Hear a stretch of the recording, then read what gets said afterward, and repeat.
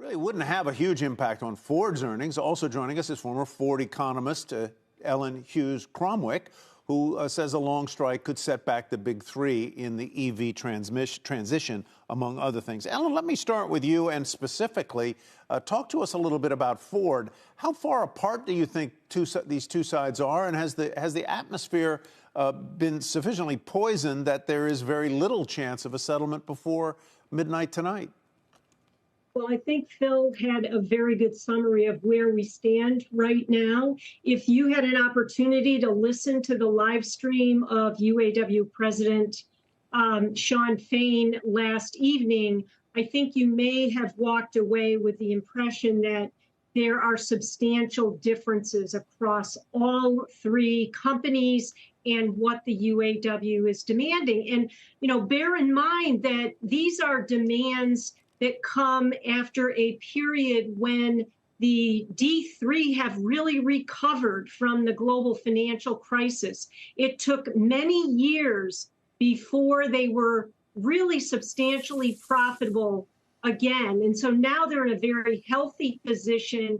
And, let's hope that they come to some agreement so that we can move on to what is really at stake here, which is our competition in the EV market. I mean, we have got to be ready to invest big time in retooling these plants and getting EVs on the road.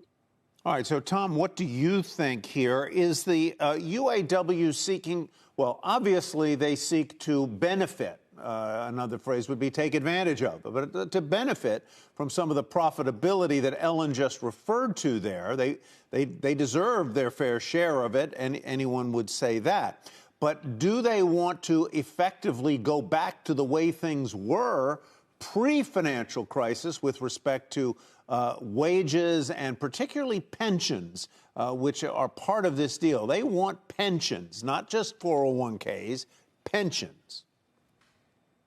Yeah, I mean, I think the way to look at this is we're in a different world now. The auto industry is very different than what it was pre-GFC, certainly. It's way more automation. I actually think the OEMs have a lot more bargaining power than maybe we give them credit for. The other thing I'd like to note is, sure, they're a lot healthier now post-pandemic. They're really a lot healthier. They're better earnings drivers because of high pricing. So what happens if there is a work stoppage? That means volumes actually stay down, inventories stay lower, pricing goes higher. I do think what's missing in a lot of this is the automakers could actually keep pricing elevated and keep record profits high. I know it sounds optically bad to say for GM, Stellantis, and Ford to say a strike is bad for them, but we can't forget what's been happening. Remember, we've had 3 years of shutdowns, right?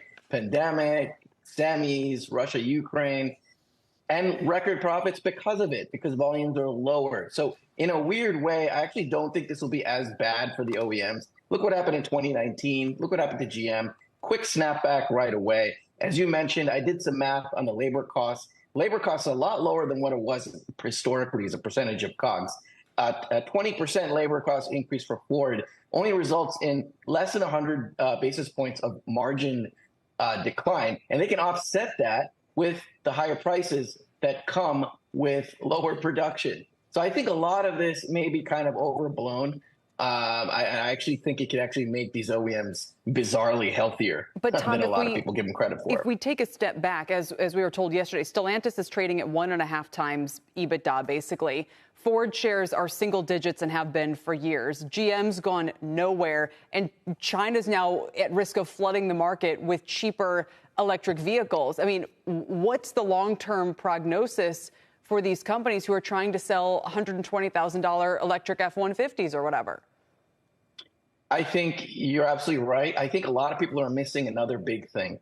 The IRA is a huge transfer of capital from the U.S. government to consumers and to these OEMs. I used to be the European autos analyst for 4 years last year and before that. And I can tell you in Europe, you don't have this sort of support from the government. The U.S. automakers stand to really benefit significantly. For GM, it's $73 billion to consumers over the next 10 years to buy EVs. So I actually think that the U.S. OEMs are actually really well positioned. They're doing GEVs with battery makers in the US. In Europe, you can't do that. Why? Because they have to export to China, and they don't want to anger the Chinese, and they're allowing the Chinese entrants to come in. So yeah, I think the US OEMs are actually poised to do very well with electrification thanks to the IRA.